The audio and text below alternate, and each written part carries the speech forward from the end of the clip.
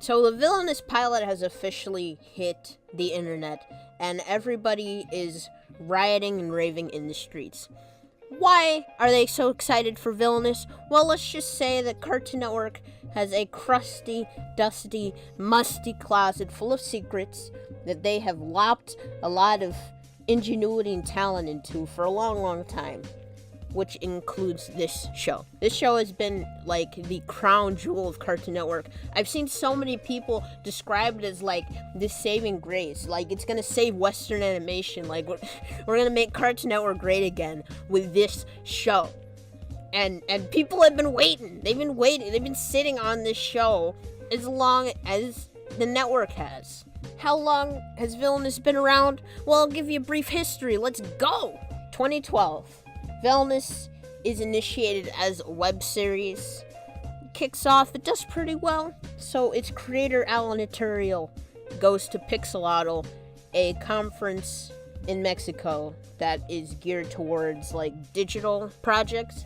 Inside Pixelotl, there's a specific summit called IdeaToon, which is geared just around animation pitches.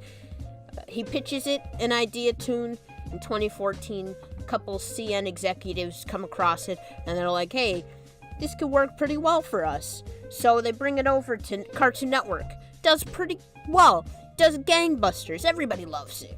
So they promise a pilot. And it takes, like, forever, man. It's taken this long. And I'm gonna walk you through it. Let's just jump into it.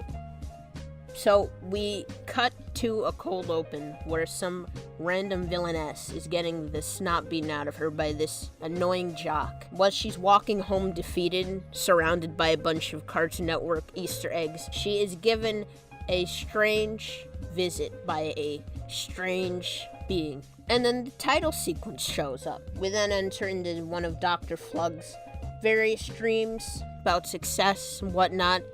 He wakes up and he gets his morning routine out of the way.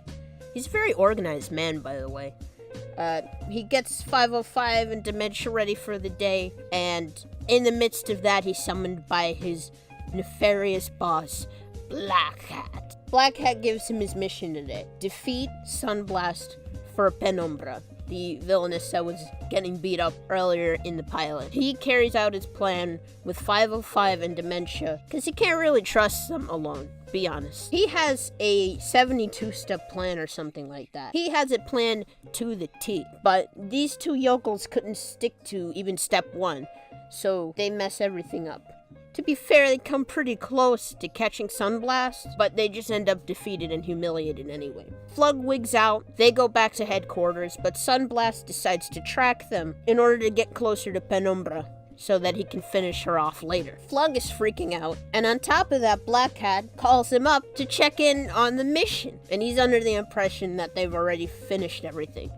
So, he's staring down his genocidal boss on the left, and to the right, he's staring down a heroic jerk, and the decision he comes upon was quite extraordinary. Let's just defeat him in HQ. Genius. Dude, give this man a raise. Right now. They get to HQ, and Flug uses all the previous foibles of his two crewmates to his advantage, and he just decimates Sunblast, which leads to him tiny, shrunken, and trapped in a jar to be handed as a literal trophy to Penumbra.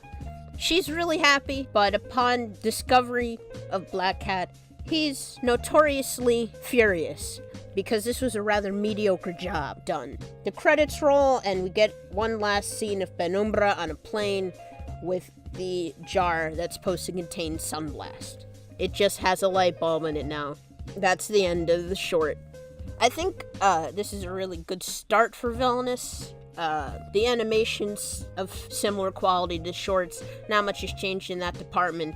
I think that it's well suited for the shorts because the timing on it is better suited for fast movement rather than, more methodical scenes of just talking. But, it works. No complaints about it. Style's very appealing and the color design is great. It pops and it ties everything in. Plot for this pilot was pretty general, formulaic.